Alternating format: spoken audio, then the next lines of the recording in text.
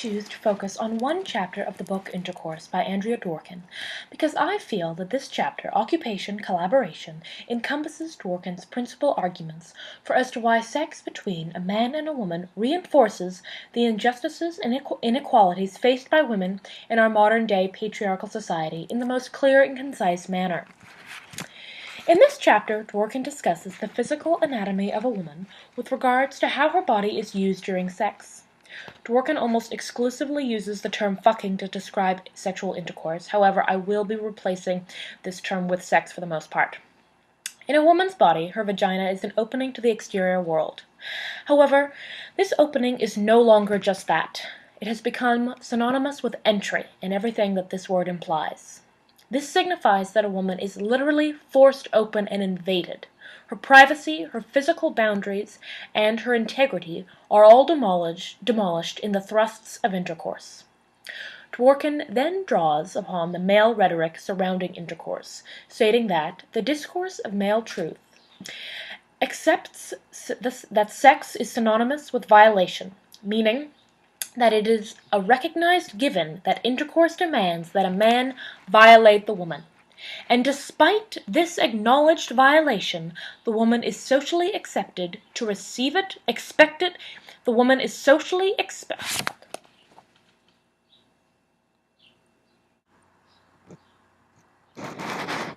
I will choose to focus on one chapter of the book Intercourse by Andrea Dworkin because I believe that this chapter, Occupation Collaboration, encompasses Dworkin's principal arguments for as to why sex between a man and a woman reinforces the injustices and inequalities faced by women in our modern-day patriarchal society in the most clear and concise manner. In this chapter, Dworkin discusses the physical anatomy of a woman with regards to how her body is used during sex.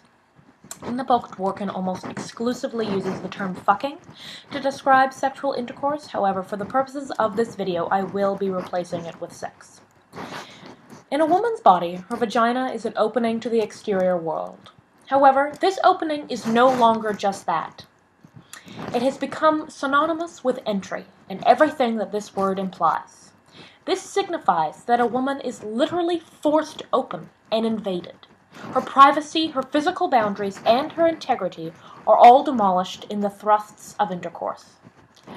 Dworkin then draws upon the male rhetoric surrounding intercourse, stating that the discourse of male truth accepts that sex is synonymous with violation, meaning that it is a recognized given that intercourse demands that a man violate the woman.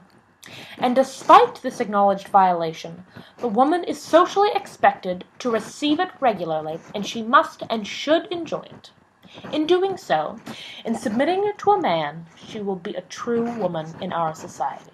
Otherwise, she will be a social deviant.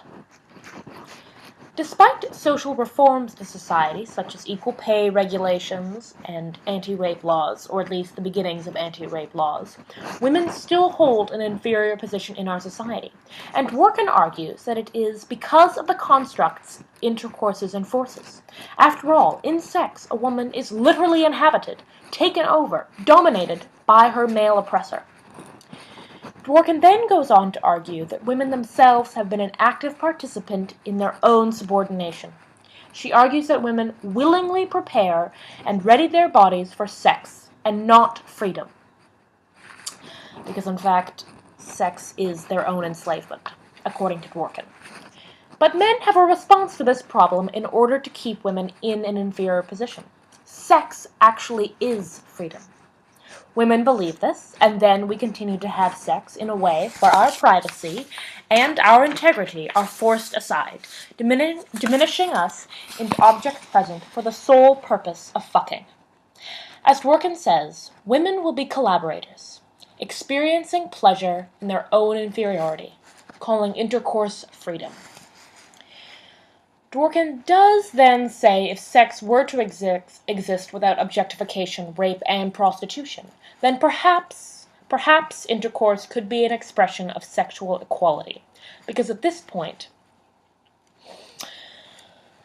then the sexes probably would be equal, and women would no longer be seen as sexual objects. However, the likelihood of all of these three things being eliminated is incredibly small. So in all likelihood, according to Dworkin's theory, women will continue building the walls to their own societal prison, all the while liking it. Now I will apply the concepts I have just discussed to something concrete. I could compare them to any number of invasions or conquering done by one country against another. I could even compare the theories of Dworkin to the colonization and treatment of First Nations people in Canada, because they are in fact quite similar. The dominant group, being settlers, invade the First Nations territory, claiming it for their own. In a similar way, a man invades a woman, claiming her body for his own because he fucked her. In both, the First Nations people and the woman are deprived of their integrity, their privacy, and their sense of self. And then, after both have been dominated, each are told that what has just occurred is fantastic, that they have been given freedom. It is here that the comparison between Dworkin's theory and the reality of the First Nations people falls short.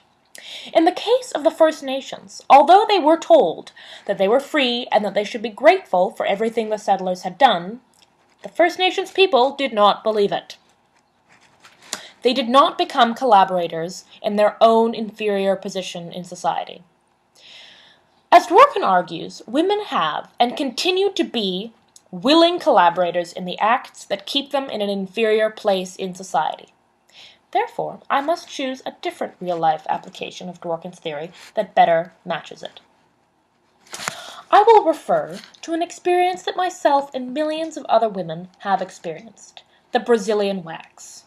For those who are not familiar, the Brazilian wax is an aesthetic procedure where all the hair on your vagina and in that general region is waxed or ripped off. It is painful, uncomfortable, and expensive. Women such as myself take part in it on a regular basis. And it is the perfect example of our collaboration in our own submissiveness. There are two reasons circulated as to why women get Brazilians. The first is that it is a personal preference to have no hair on or around your vagina and anus. This is ridiculous. If it was socially acceptable for a woman to have hair on her vagina, I guarantee that women would not be ripping it all off. The second reason why it is said that women get Brazilian waxes is that it empowers women. The first time I had a Brazilian, I fell prey to this excuse. I even had an argument about it with my mother, a feminist from the 80s, who was appalled at the idea that Brazilians were now considered to be part of the feminist movement.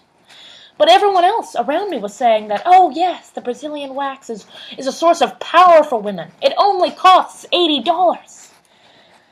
I thought it was fantastic, a great idea.